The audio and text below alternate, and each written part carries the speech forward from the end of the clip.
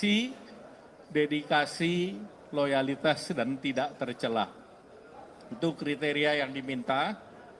Kemudian dari sayap pemuda dan wanita diminta agar diberikan kesempatan kepada pemuda dan wanita, dan juga khusus untuk wanita diperjuangkan kuota 30%-nya. Dan juga tentu diminta untuk caleg wanita diberikan kemudahan-kemudahan dalam kampanye nanti.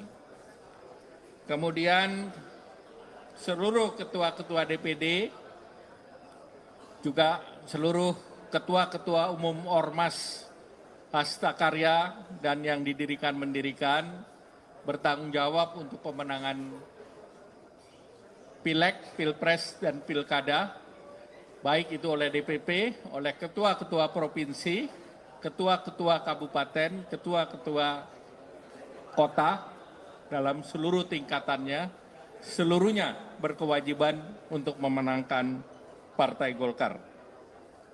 Nah, selanjutnya tentu hal teknis nanti akan terus dibicarakan dalam program teknis yang sudah diputuskan oleh Partai Golkar. Demikian,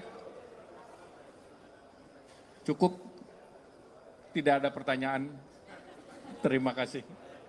Ada pertanyaan?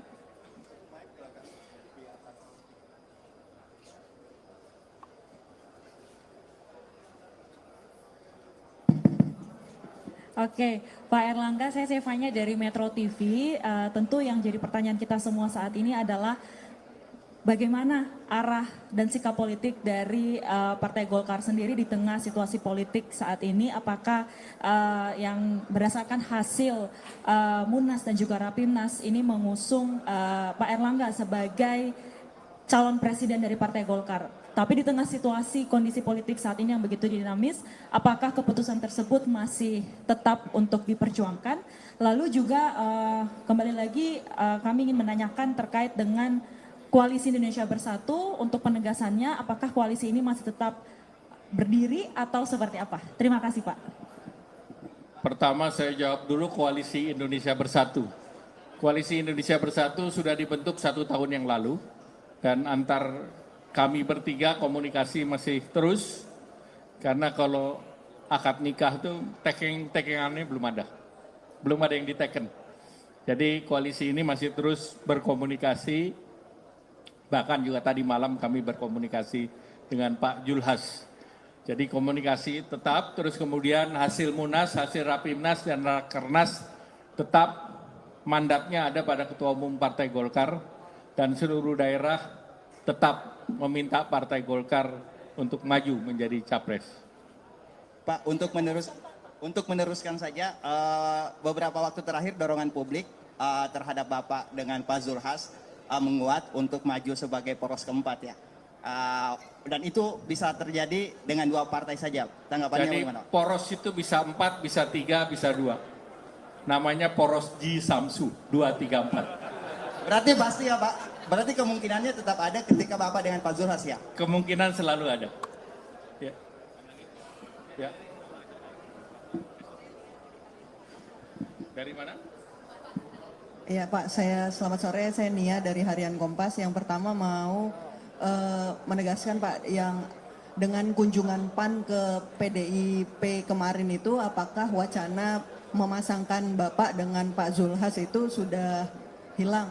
Nah terus kemudian sebenarnya di tengah KIB yang keberpihakannya sudah berpecah gitu ya Pak. Golkar ini kan tetap percaya diri untuk mengusung Bapak, tetap konsisten dengan hasil Munas dan Rapimnas untuk mengusung Bapak. Apakah ini juga dianggap oleh partai bisa menjadi tambahan untuk perolehan suara di Pileg gitu Pak? Terima kasih. Ya, pertama Pileg ini melakukan bersamaan antara Pileg dan Pilpres, dan tentunya keputusan itu akan mendorong semangat untuk berjuang memenangkan Partai Golkar. Oleh karena itu, itulah mandat yang diberikan. Terkait KIB, tentu KIB akan memutuskan pada waktunya. Dan komunikasi dilakukan dengan semua partai dan cair. Terima kasih. Ada lagi? Bapak, izin Pak. Golkar akan ke PDIP, Pak? Komunikasi lancar. Kan pertemuan tidak harus terbuka. Izin Bapak, Zam dari Kumparan Pak. Ini kan PKB dan Gerindra kan belum mengumumkan capres-cawapres ya Pak, masih menunggu sikap dari Golkar. Nah, ini sebenarnya sikap dari Golkar ini bagaimana Pak? Apakah Pak Rusli.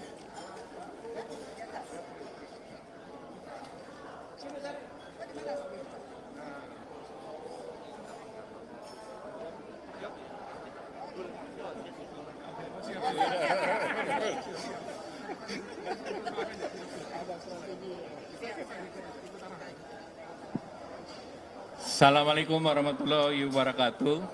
Salam sejahtera buat kita semua yang kami hormati Pak Sekjen, Pak Bendum, beserta Ketua-Ketua DPD, ada Pak Rusli Habibi, Pak Melki Lakalena, Pak Harum, dan ada Bu Sari dan Pak Sahmud.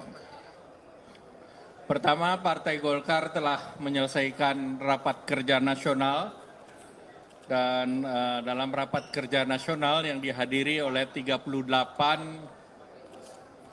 DPD se-provinsi se-Indonesia, 10 organisasi ya hastakarya yang didirikan dan mendirikan, AMPG dan KPPG. Acara juga dihadiri oleh Ketua Dewan Kehormatan Bapak Akbar Tanjung, Ketua Dewan Pakar Bapak Agung Laksono, mewakili Dewan Pembina Pak Teo Sambuaga dan Dewan Etik Pak Hatta, Pak Muhammad Hatta. Dalam rapat yang diselenggarakan sejak pagi hari ini, seluruh daerah sepakat terhadap keputusan yang diambil dalam Rakernas. Yang pertama, untuk Pilpres diberikan mandat kepada Ketua Umum untuk menetapkan Capres, Cawapres, dan koalisi bersama Partai Golkar. Kemudian yang kedua terkait dengan sistem pemilu, seluruh daerah dan ormas meminta agar pemilu dilakukan secara proporsional terbuka. Dan oleh karena itu menugaskan kepada DPP untuk terus berjuang agar sistem proporsional terbuka bisa diperjuangkan. Yang ketiga terkait dengan pemilu, yang saat sekarang Partai Golkar bakal calon legislatif masih menurut alfabetis. Nah, ini diminta untuk pada waktunya dibuat berdasarkan nomor urut. Dan nomor urut itu